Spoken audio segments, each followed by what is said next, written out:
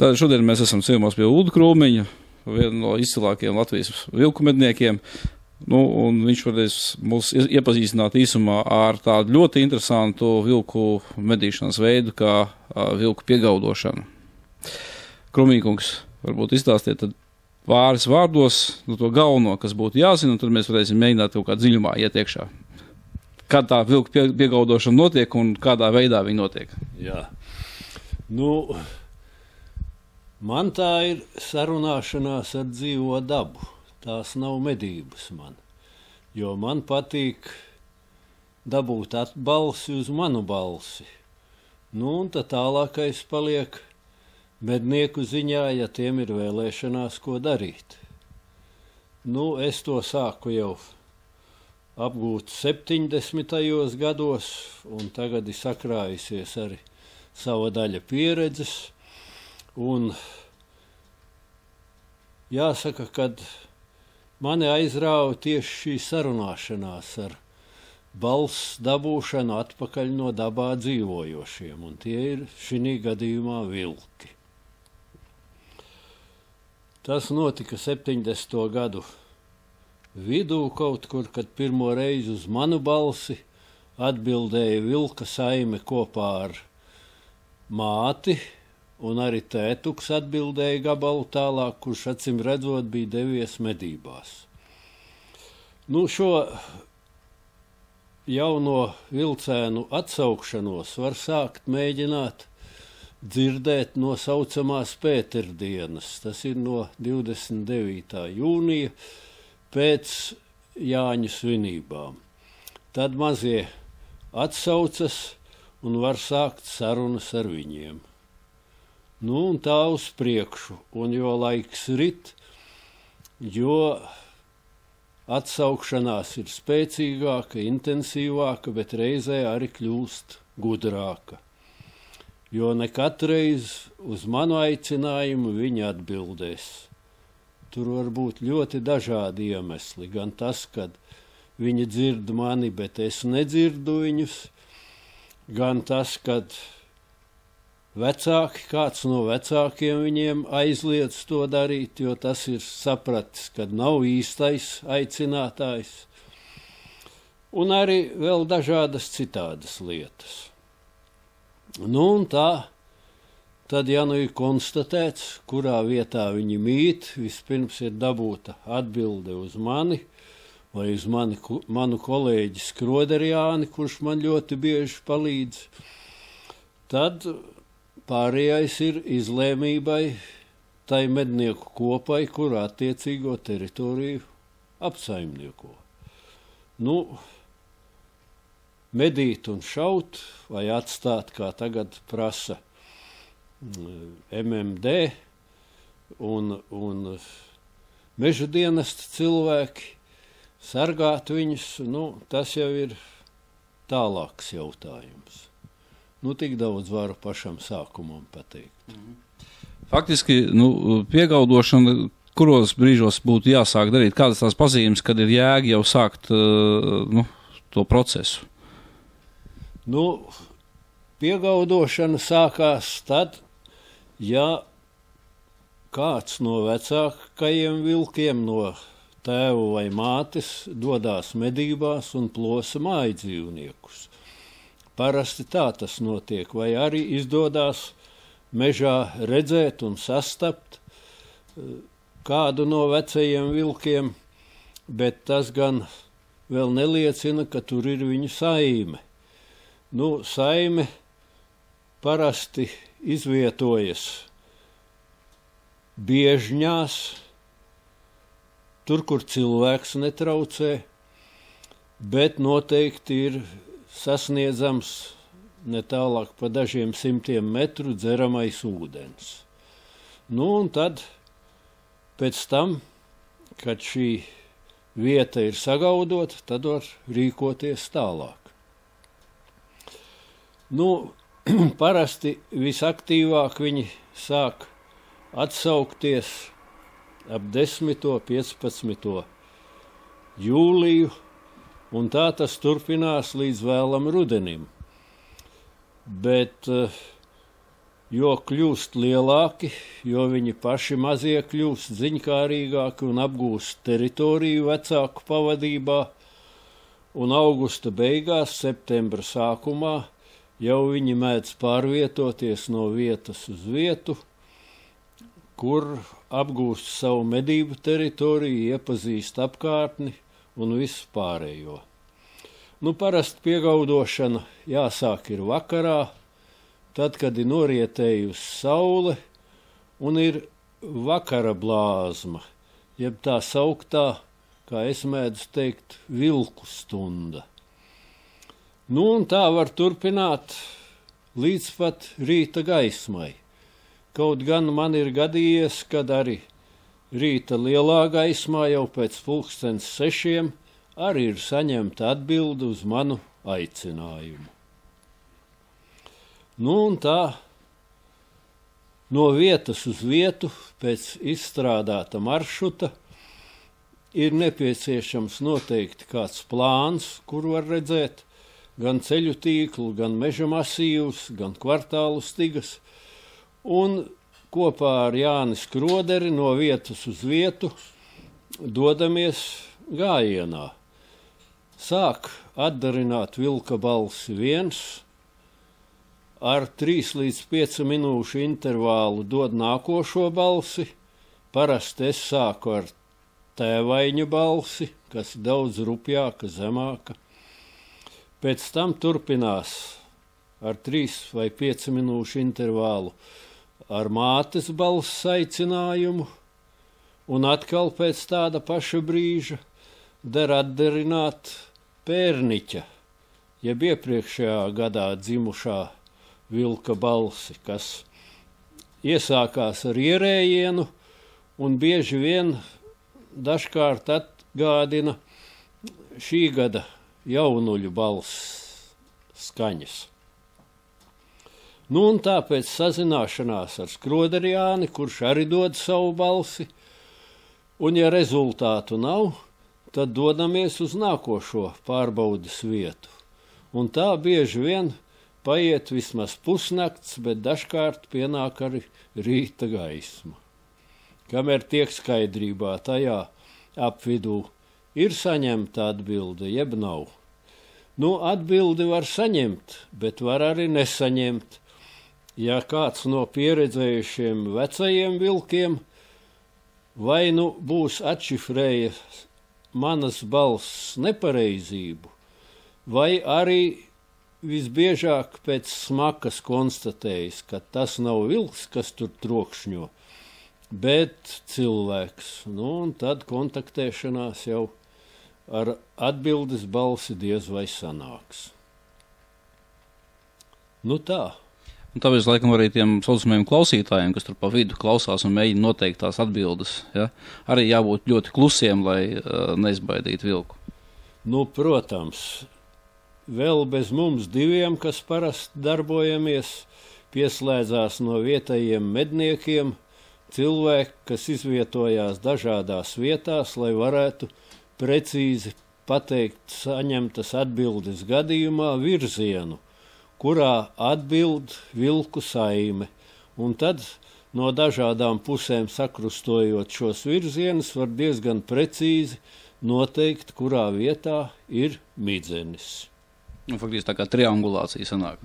Tā ir, jā.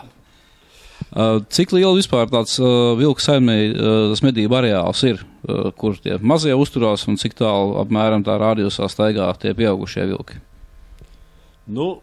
Literatūrā un arī pieredzē ir nācies saprast, kad vilki savās medību teritorijās klaiņo plaši, pat līdz 10 kilometru attālumam no saimes atrašanās vietas.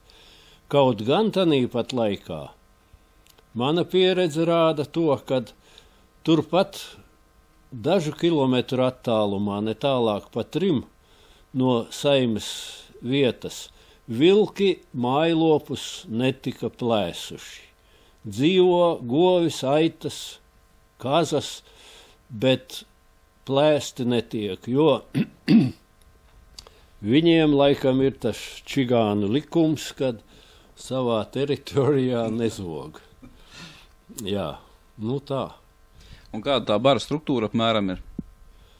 Nu, bara struktūra saimē ir tēvs un māte, nu un tad jaundzimušie, parasti 5, 6.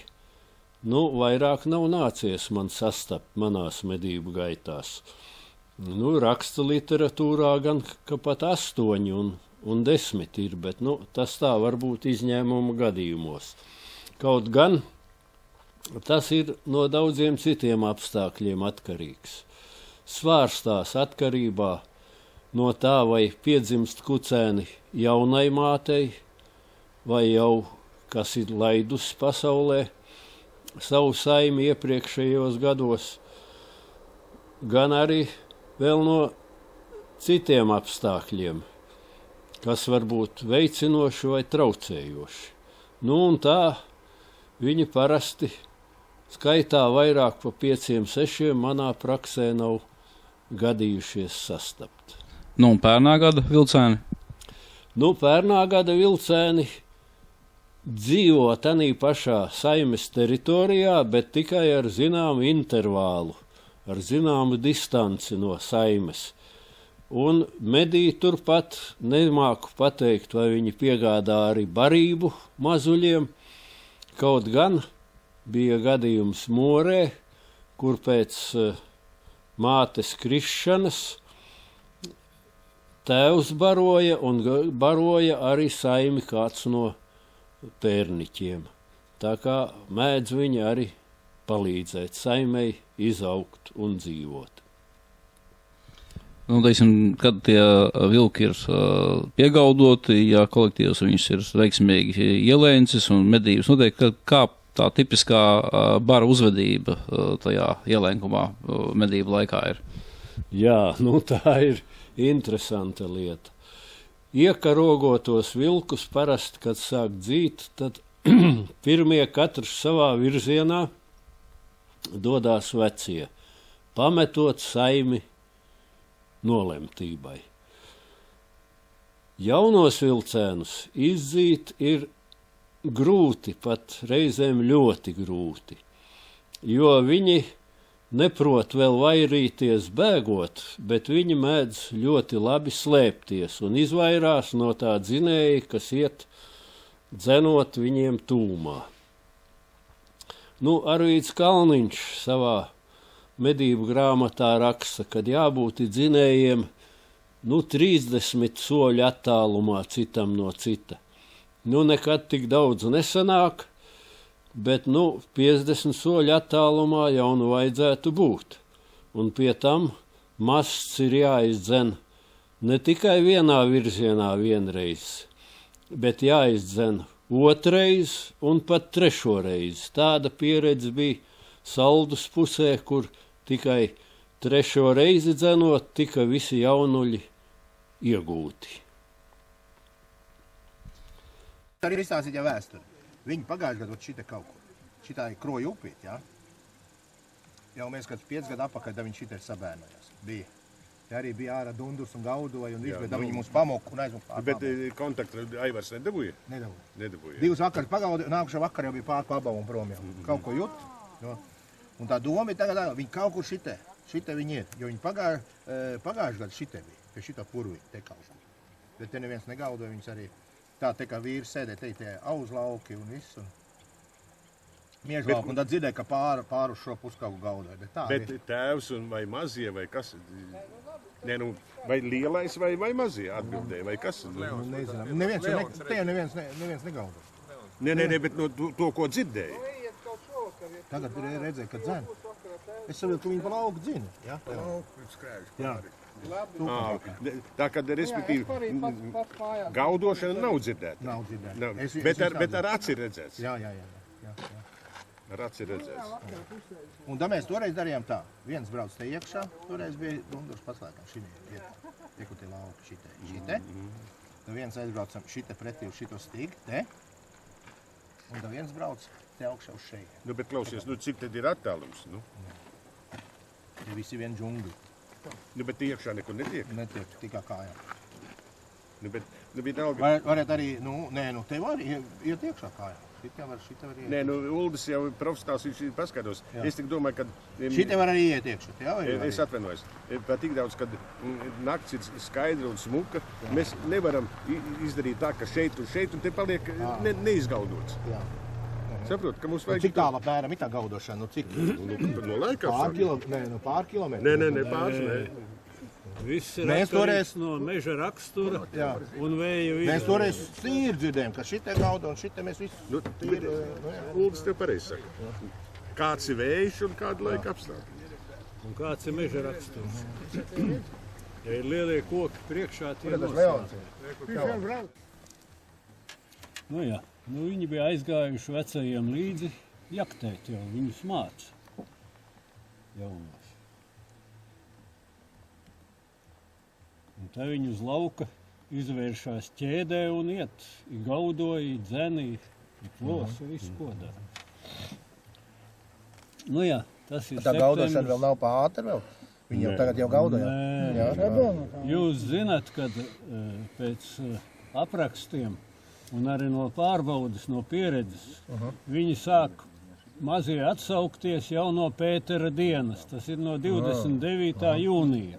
Tad viņi dod atbildi. Bet tad kā viņš dzimis vai agrais un vēlais metiens. Labi, netraucēs. Jā, kā vecām kucēm ir agri un jaunajām ir vēlu.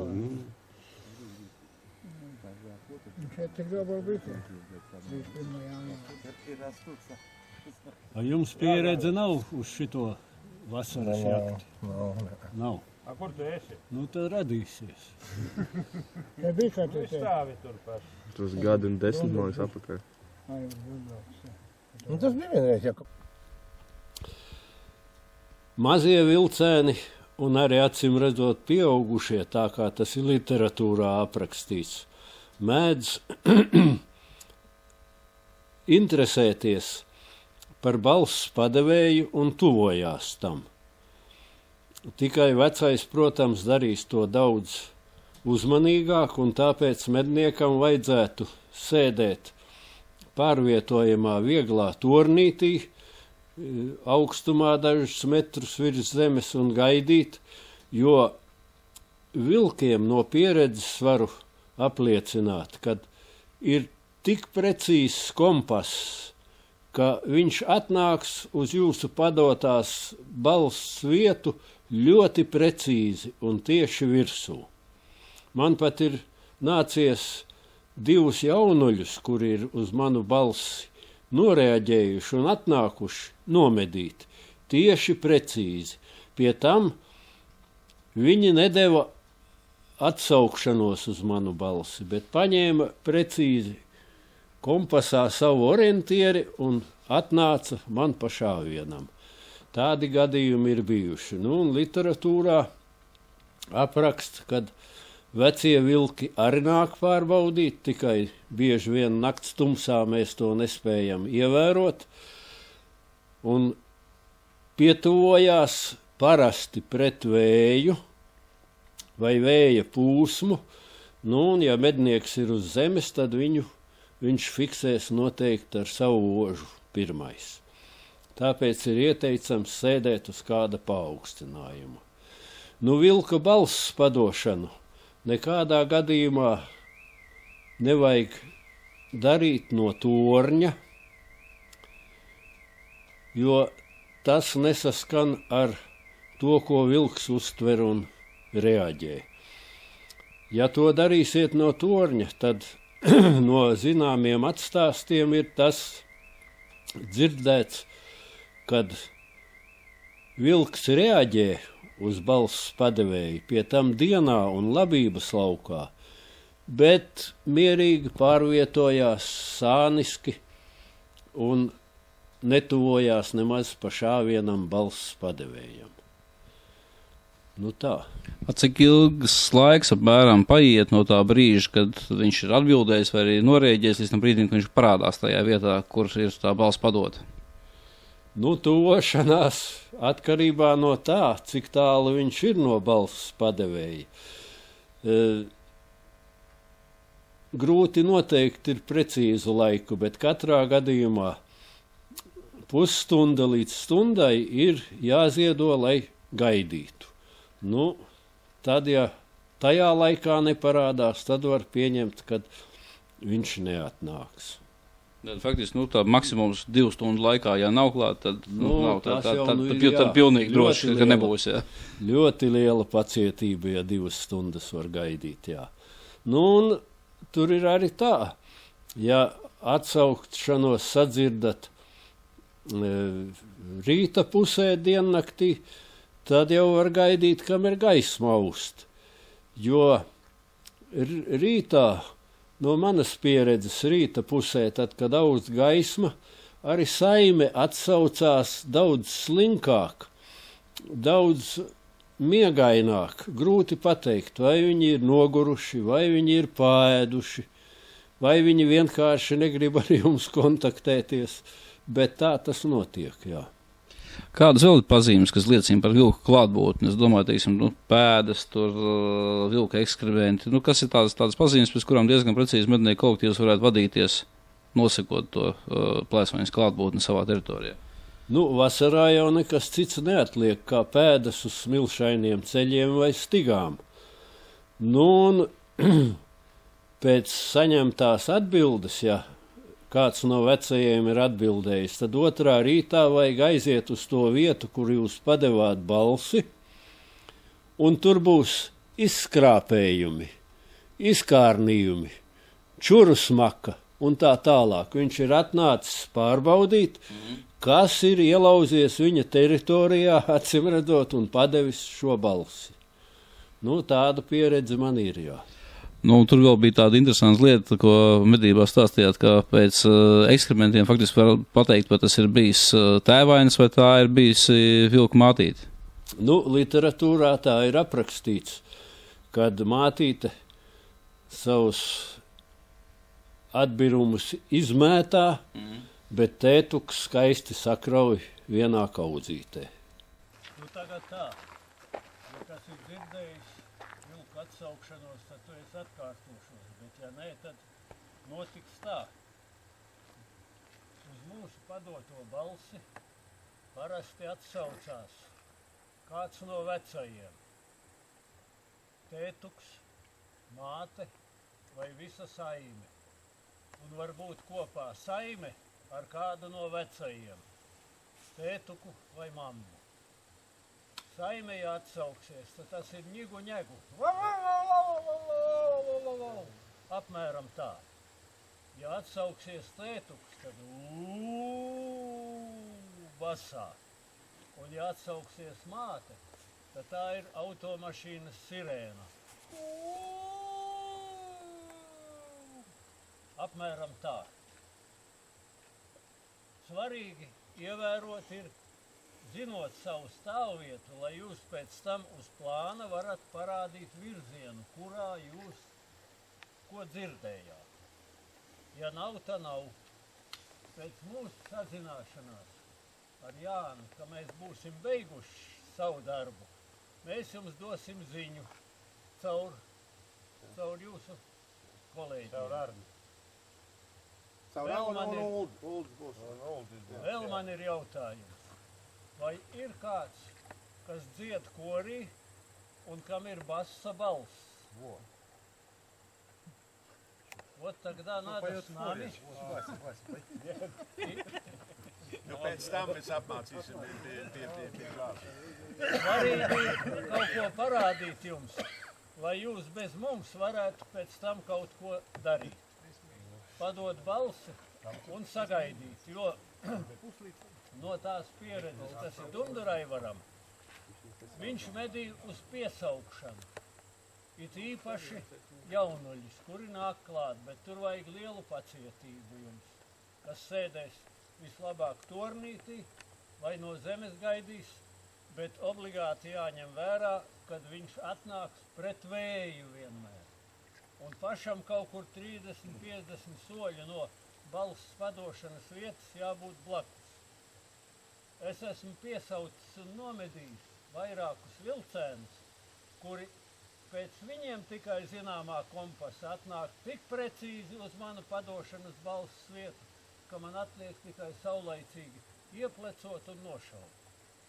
Bet ieplecošanai jānotiek ir tad, kad viņa skatu aizsedz koks vai krūmi. Tajā mirklī jādabū plintu pie pleca.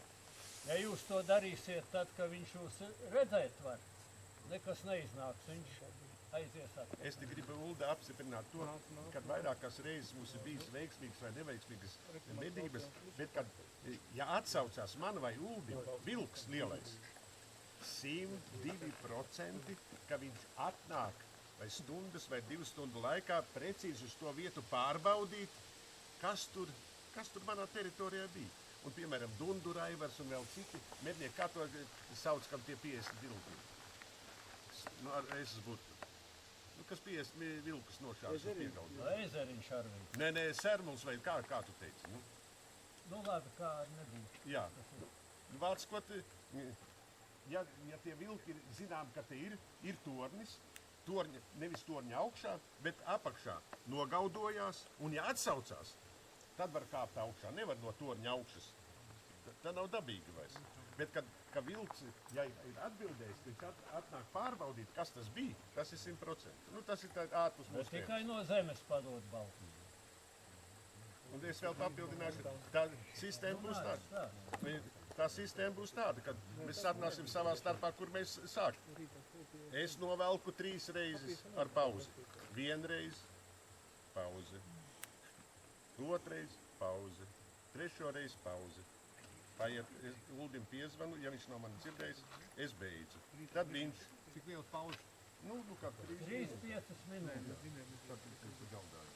Parasti atbild uz otro, ja tu filmāji. Nu, es nezinu, Uldi, vai, ja tāda situācija, vai mēs vēlreiz atkārtosim, Nu, es 3 reizes, tu 3 reizes, vēlreiz atkārtosim, ja nē? Nu, tā redzēs. Jā. Jums zināšanai ir tēva balss visrupjākā. Ir mātes balss, kā es teicu, automašīnas ugunsdzēsēja sirēna. Un ir pērniķa balss, kura sākās ar ierējienu un aiziet gaudojiens, ja? Un šitādas 3 mēs nodemonstrējam un tad klausamies, bet viss notiek ar pauzēm. Bet, Uldi, vai tomēr, ja pieņemsim labvēlīgo variantu, ja kāds ir dzirdējis, tad momentā vajag padot jums zināmo telefonu, ka ir dzirdēts. Lai pēc tam, nevar viņu kacināt, saprot? Viņš lieku, nē. Ja atsaukšanās ir, zvaniet Arnim. Jā. Un to, ka viņi nāks, ja atsauksies uz jūsu balss padošanas vietu, tas ir bet es domāju, ka šī mūsu situācijā ne tu, ne es nepaliksim gaidīt 2-3. Tā ir. Nu, ja vilku jakte ir ar rezultātiem un gribas vēl pārbaudīt, vai visi ir iegūti, tad vakarā atkal pēc saules rieta, iekaraugoto platību, der pārbaudīt ar atkārtotu piegaudošanu.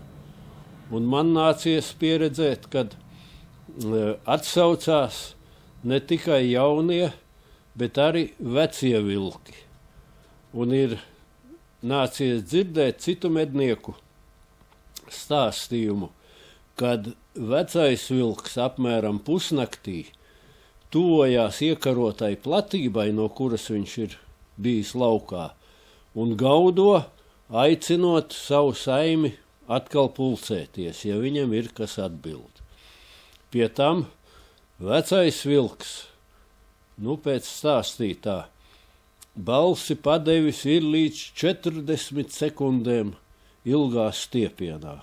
Es varu tikai knapi līdz 20 novilkt, bet vilks velk tētuks, protams, līdz pat 40. To apliecina Pēteris Ikaunieks no maniem Lubānas gadu laikiem, kad mēs tur kopā darbojamies un šo lietu uzzinājām.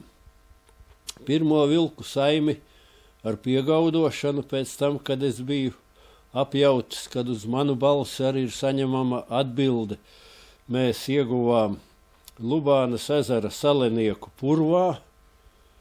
pavisam klajā tādā purvā, kur retas priedītas un vaivariņi lieli, un es toreiz gāju dzīt to mastu, arī iekarogots bija, un vilcēni tā kā zaķi cilpiem, lai ko redzētu, lēca uz augšu un skrēja pa tiem vaivariņiem, un toreiz laikam mēs 4 vai 5 nomedījām, un vecie palika neskarti, un tie tad atradās naktī atpakaļ. Pēteris bija aizbraucis klausīties un dzirdēja šo ar chronometru fiksējot vilka balss silvumu. Tas nozīmē, ka faktiski arī karodziņi būtu tā kā galīgi obligāti nepieciešamība vasarā, ja arī bez viņiem tomēr var mēģināt iztikt. Atkarīgs no mednieku skaita. Ja daudz mednieku un spējat apņemt visu platību, karogus var nelietot. Bet ja mazāk mednieku, tad karogi jālieto. Var tikt pie labāka rezultāta. Kaut gan jauno vilcēnu jau ir pavisam viegli izdzīt arī cauri karogiem. Viņš vēl redz, ka kaut kas atšķirīgs, bet viņš vēl neprot pietiekoši baidīties. Un ar veciem vilkiem jau arī ir tā. Ja tik kāds ir gājis karogiem cauri, tad viņš ies visu laiku.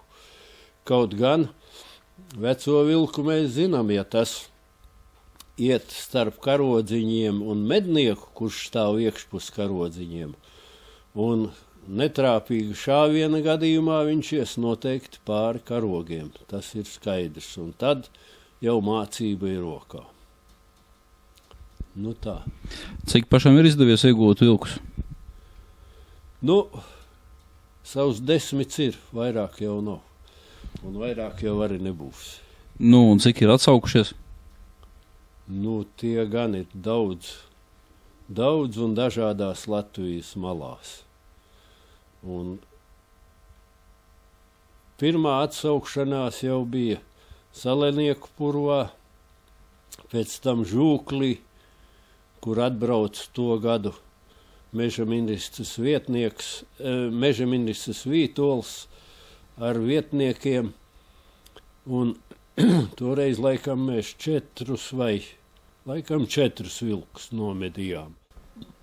Un pēc tam dažādās Latvijas vietās, un pēdējais vilks man krita ar uz piesaukšanu, pie tam dienas otrajā pusē, pulkstens 3 vai 4 pēcpusdienā, tepat Cenu Tīrelī. Pa jaunajiem vilcēniem tika jau iepriekš šauts, es pēc tam padevu balsi, un precīzi uz mani atnāca abi 2 šautie. Pirmais tūlīt nometa sāņus, bet otrais palika stāvot, un tam es trāpīju. Tas nospriņģoja, nokūleņoja malā, un tad es pieļauju kļūdu, ko parasti ļoti bieži arī pieļauj mednieki. Un arī es esmu pieļāvis ne pirmo reizi tur.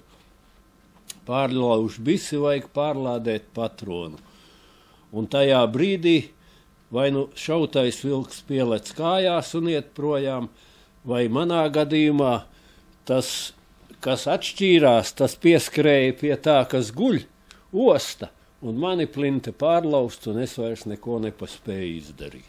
Faktiski būtu otrais, ja nebūtu pieļauts kļūdu. Tā bija. Viņš arī krita, jo viņš aizgāja precīzi atpakaļ pa to pašu sliedi, kur bija nācis, acīm redzot, tas bija vasarā, vēlāk kā šī laikā, septembra beigās vai septembra beigas bija. Un uzgāja virsū Mārim Augstkalniņam, kurš viņu arī vinnēja. Tā. Un es esmu ievērojis, ka jūs izmantojat piegaudošanu ārkārtīgi interesantu lietu, to no latvāņu veidoto rezonatoru. Ir tāda stabulīte, jā. Man to savulaik ieteica doktors Kaspars Bušs. Cilvēka balss toņa nolīdzināšanai tuvāk dzīvnieka balsī. Un tā es to sāku lietot un lietoju joprojām, un rezultāti nav bijuši slikti. Bet viņi var izmantot arī, acīm redzot, baurim, ne? Acīm redzot, jā, briežu baurim, bet es tur neesmu gudrs cilvēks tajā ziņā, bet briežus medījis esmu, jā. Jā, ar tiem rezonatoriem jau arī literatūrā un praksē nācies redzēt dažādus, gan lampu cilindrus, gan dažādas stāvstaures, gan arī vienkārši saliekot plaukstas pie deguna un mutes un aizspiežot degunu un tā tālāk.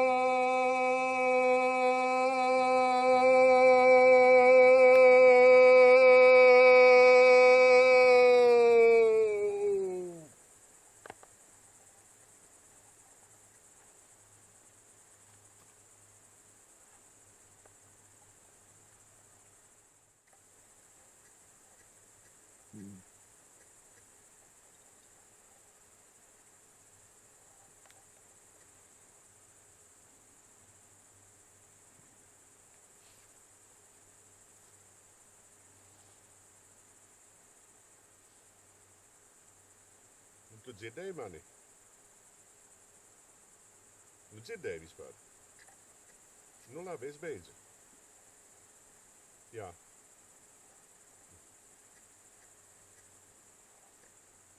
Jā.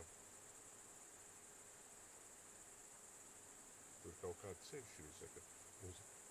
Knapi dzirdējis, bet viņi jau pašvakar dzirda.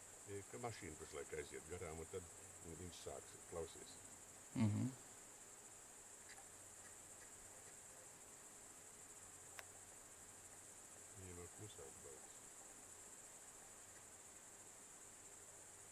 Jau kuram, bet es lietoju šito, tas ir tāds.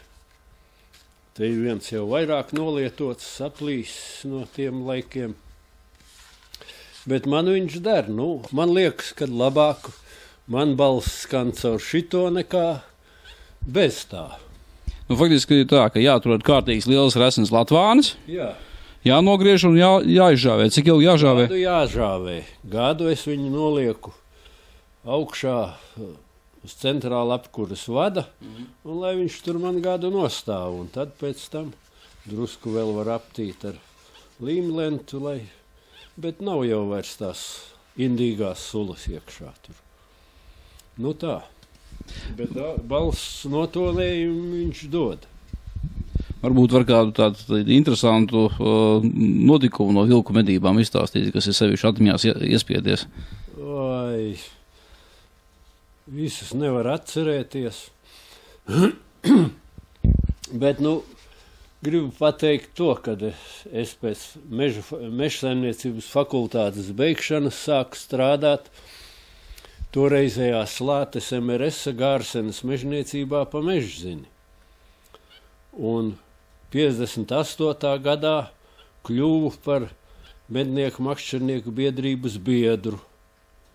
Bez eksāmeniem, protams, tāpēc, kad fakultāti bija beidzis. Un tajā rudenī Pīļu medībās izejam to upīti, kas tur ir Baltmuižas purva dienvidu galā, dažas pīlītes ir, kur vēl? Dosimies uz purva vidu, tur arī esot ūdens lāmas un mēģināsim tur kādu pīli atrast. Un dodamies Niedras, diezgan aizaugus tā platība, bet tādi plajumiņi brīvi, es ļoti uzmanīgi basām kājām čāpoju uz priekšu. Un priekšā ir niedru puduris atkal. Uzreizi tajā niedru pudurī man pa kādiem soļiem 25, 30 pielec suns. Un lēkšiem dodas projām. Man, jaunam cilvēkam, tolaik smadzenēs nostrādā, bet mums tak suņu Pīļu medībās nebija līdzi.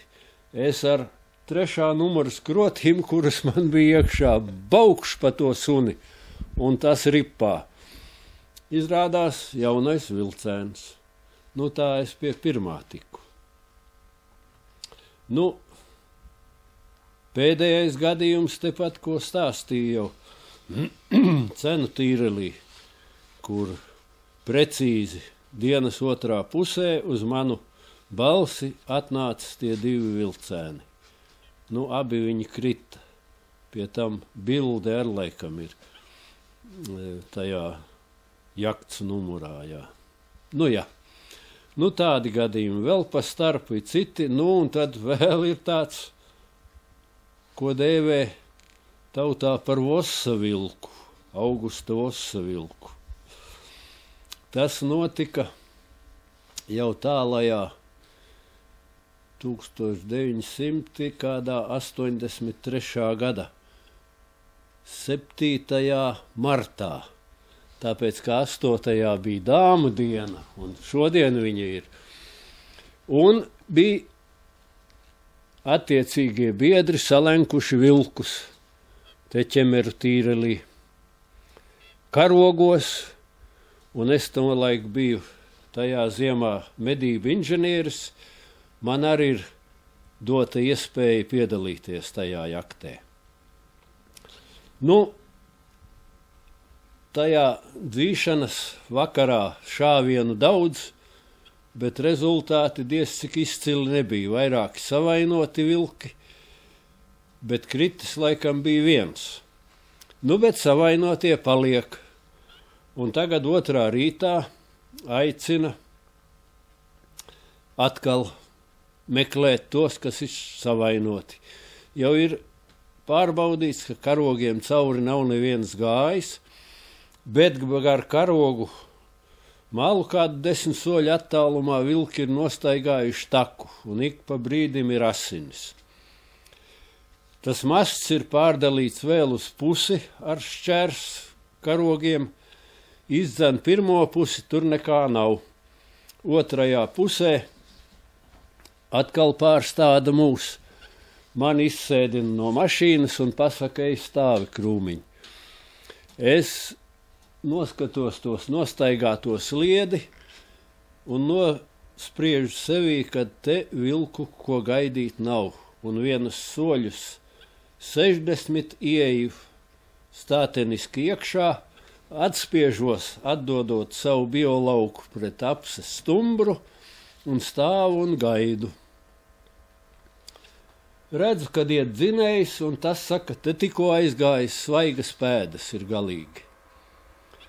Pēc brīža tiešām man garām atkal kādu tālu šāvienu attāluma robežas.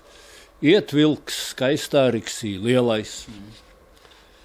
Es novelku un izšauju, un viņš ir momentā šāviena virzienā gar zemi. Pēc tam pielec kājās, man bise tāpat ir plecā, un lēkšiem dodas man virsū. Tuvojās man skrien virsū. Es nevaru saprast, nāks šitā vai tā šaut, pa kuru pusi viņš man ies garām. Beigās iet pa labo pusi garām, pa soļiem, 10 ne tālāk. Es vienreiz vēl viņam redzu uzsit šāviens spalvu, otreiz un pēc kādiem 4-5 lēcieniem nostiepies. Tagad vēl diezgan sniegs bija. Es mēģinu vilkt, bet man vienam pasmagi. Atnāk kaimiņš, uzmetam, izvelkam ārā, un tad viņu nolika šķērsām uz mašīnas priekšējā kapota bobikam. Tad aste bija vienā malā karājās lejā un galva otrā. Izcili liels. Un tad sākās tas teātris, kad Krūmiņ, tev tak ir vilki, tu esi šāvis. Prieš kam tev šito vajag, tas tak ir Augusta Vossa vilks. Un tā viņš arī aizgāja. Es otrā dienā aizbraucu pie ministra Vītola, es teicu, ja tas var palīdzēt jums un visai mūsu nozarei, tad es pretenzijas neceļu. Un Vītols bija tik zolīts, ka tad, kad es devos pensijā, atgrieza manā īpašumā, man tagad tas ir izstādē, šī vilka galvas kausu. Man otrs tās izcils vilks ir no Lubānas, kurām āda šeit karājās ļoti skaista bija pie sienas, un tad, kad pirmajā ziemā ienāca šeit zagļi, pat tie neņēma to. Viņa bija izstādē Igaunijā, un pēc tam man pierunāja mednieku biedrība aizsūtīt uz izstādi Maskavā. Un atpakaļ es saņēmu špargalku na samom ģeļe škuru ukraļi mladšī šeržant takoj. Un viss, un biedrība samaksāja man 180 rubļus, un ar to tā lieta visa beidzās. Bet galvas kauss man arī ir, un arī zelta vērtējā. Tā. Tās ir manas medību atņemiņas. Tās varat nekur nelikt. Tās ir ļoti interesants. Es domāju, ka veltījums, teiksim, Augustam Vosam, tas vienkārši izcils stāsts. Jā, vai te nebija līdz šim dzirdēts? Nē, šito es pirmo reizi dzirdu. Tā es esmu nokavējis kaut ko. Jā, vēl viens tāds spilgts gadījums atmiņā no Lubānas gadiem man palicis atmiņā. Žūklī biju saņēmis uzdevumu īsi pirms Jāņiem, ka vienam Rīgas priekšniekam vajag gaļu, jo kaut kāda liela jubileja un vajag dabūt gaļu. Ko gaļu? Jābrauc. Pieceļos 3 no rīta, sēžos Volgā un braucu. Izbraucu visus laukus tur līdz Liedes krogam, nekā nav tīrumos. Braucu tālāk cauri masīvam līdz Žūklim, jāapskatās varbūt, ka tur kaut kas ir. Tā ir parastā vilku un zvēru barošanās vieta. Piebrauc pie Žūkļa, viss tas klajums ir vienā tādā biezā miglā, kad absolūti neko nevar redzēt. Atbraucis es tomēr pārbraukšu, zinot ceļu situāciju, varbūt kaut ko redzēšu. Tikko sāku braukt gar meža malu, vienā miglas laukumiņā 2 vilki, šāviena attālumā. Viens liels krietni, acīm redzot tētuks, otrs mazāks. Tas lielais uzreiz pa labi un pazuda miglā, vairs neredz to. Tas mazākais sāk lēkšot paralēli ceļam uz masīvu projām, bet es ar Volgu spiežu. Viņu pāri zinu, kad priekšā ir Padaukļu grāvis, kurš šķērso šos laukus, un es viņu pāri tur nelaidīšu tik vienkārši. Pagriežos, viņš arī pagriežās, un abi tagad atkal lēkšojam tālāk.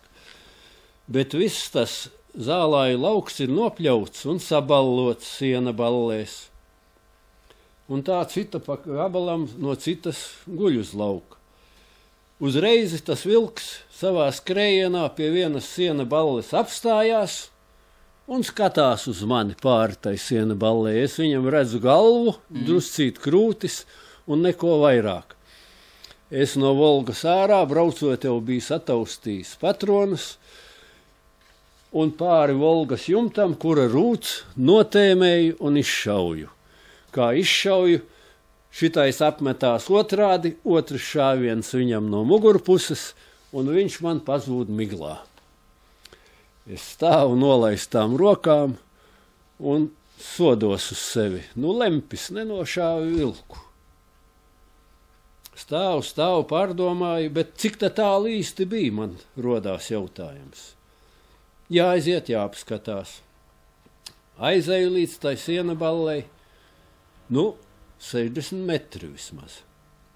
Bet skatos tajā rasotajā pļaumā, var labi redzēt, te viņš ir atskrējis, un tur viņš aizskrien. Man jāpaiet, jāpaskatās, jo visu klāja migla.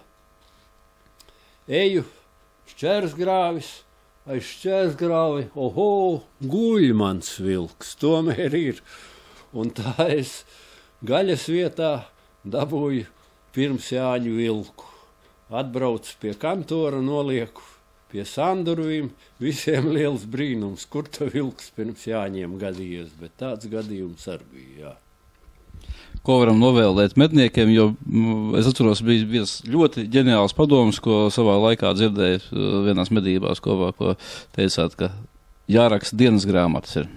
Jā, to es varu ieteikt un novēlēt visiem. Rakstīt katru nomedījumu savā dienas grāmatā, jo paiet gadi, atmiņas bālē, un tas ir tā kā man šodien, kad ir pietiekoši daudz bijis, bet vairs atcerēties un visu izstāstīt nevar. Un bieži nākās satikties ar kolēģiem, kuri saka, lūk, toreiz bija tur tā un tā, bet es tikai tad kaut ko varu atcerēties. Tā kā pierakstiet un vēlāk noderēs pārlapot, lai kavētos gan atmiņās, gan lai dotu jaunajiem medniekiem savus ieteikumus un padomus. Tā. Brīnišķīgi. Liels paldies!